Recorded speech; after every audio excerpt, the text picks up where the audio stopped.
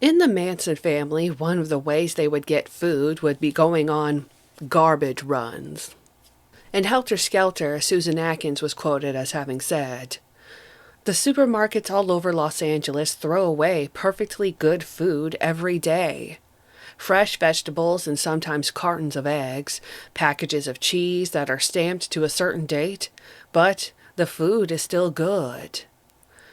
In Jeff Gein's book, he wrote that Manson learned of the idea from a group called the Diggers in Haight-Ashbury in San Francisco. Charlie taught the others in his group to scrounge for what was left and thrown around in dumpsters.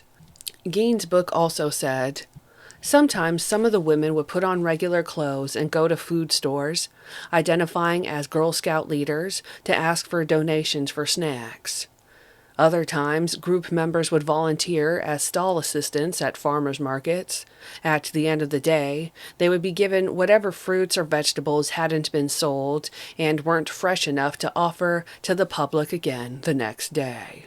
In Squeaky Frommy's book, she wrote, "We girls crept behind Malibu's markets. We spied things worth a climb inside. Crates of fresh fruits of which some, but not all, had bruises or spots. It was good, nutritious food, and there was only one reason much of it had been tossed away.